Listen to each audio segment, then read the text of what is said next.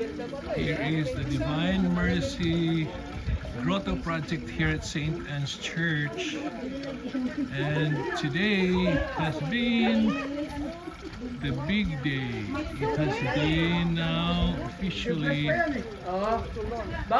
placed of St. John Paul II and St. Faustina. You forget your money.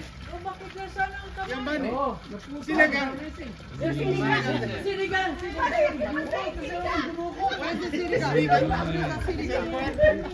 Oh, that's mine. That's mine. Sinigang. What is that mean? It's Ate Alice Sinigang. Sinigang. Even the water? Yeah. She's laughing and she He likes Sinigang. You're laughing and you don't know what I know. Music, music, one music.